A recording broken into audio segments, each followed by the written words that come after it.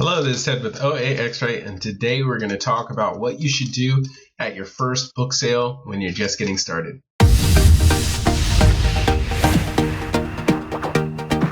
So before we get started on how to use a book sale to the best of your abilities, we have to get on where to find a book sale.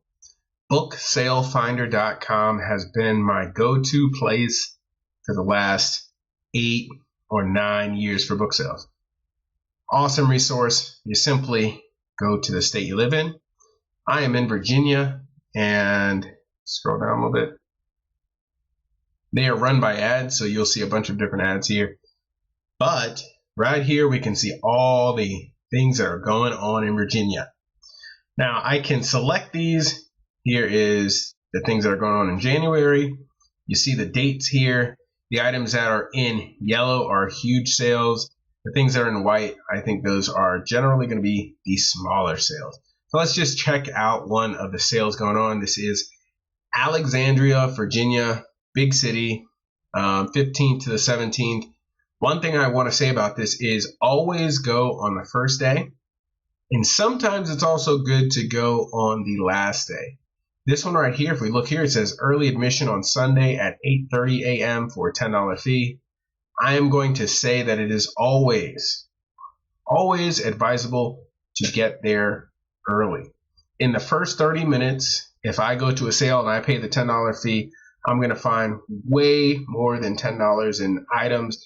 And by the time someone who decides to save $10 gets there at 9 a.m., I've taken most of the best books. So make sure you pay the fee to get in early, and that's one way that you're going to make money over other people. Some of the times in these, you will see that they have already picked through these items.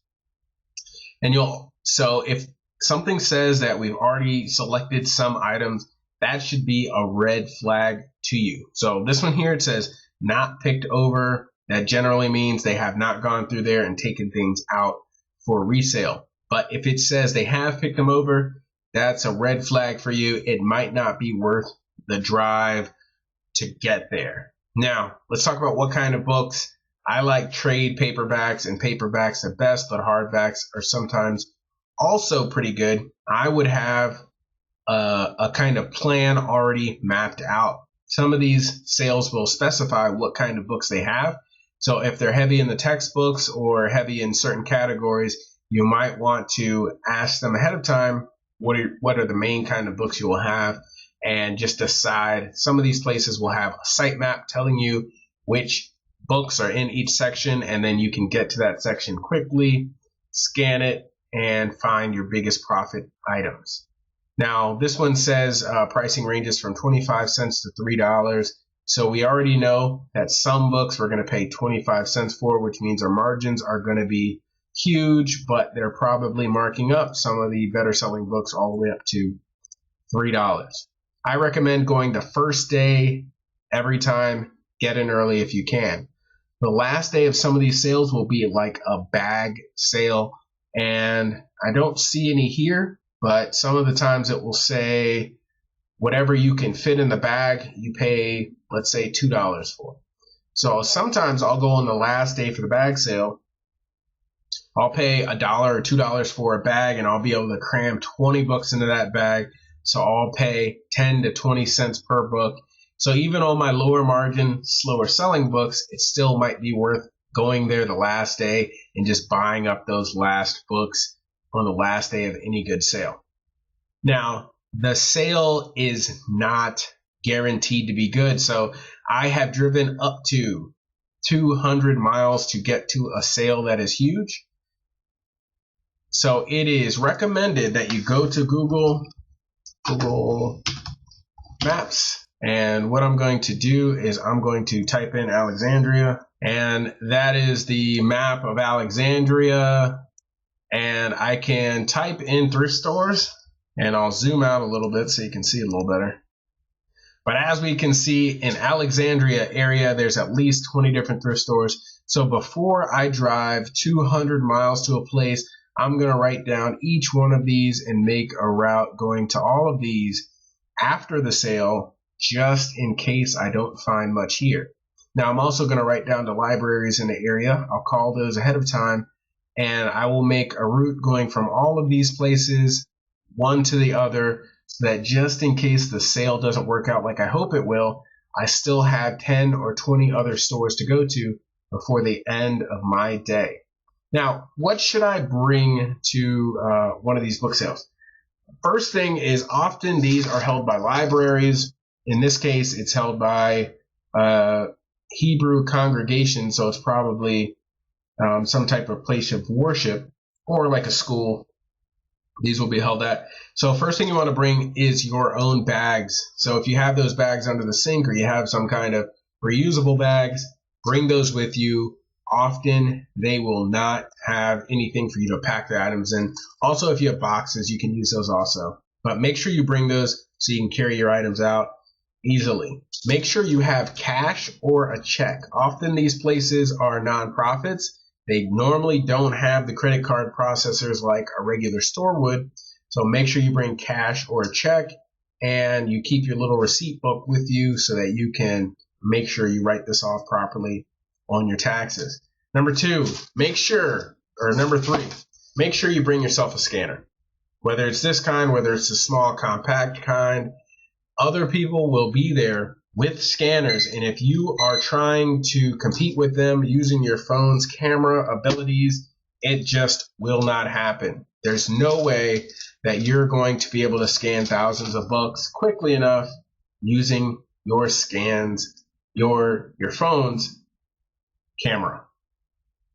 And at the end of the sale, always try to make a deal.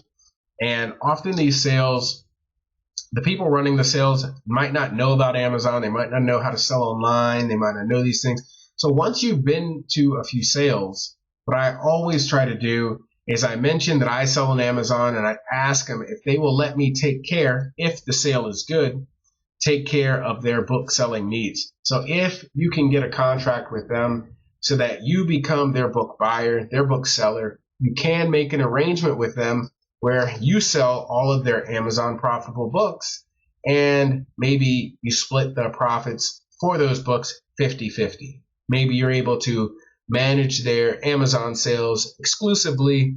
Now you have 100% of the books versus splitting it with 10 or 15 other sellers that might be at a large sale. You'll also want to bring a backup battery for your phone, backup battery for your device. I have definitely driven miles and miles and had my scanner just stop working on me, had my phone just stop working on me, run out of battery. So make sure you have some type of backup, especially if you're going to drive far, especially if you're going to get yourself all the way out there and you cannot, and your device stops working. And finally, these sales are often in basements. So you're going to want to try to find a carrier, a scanning app that has some kind of database.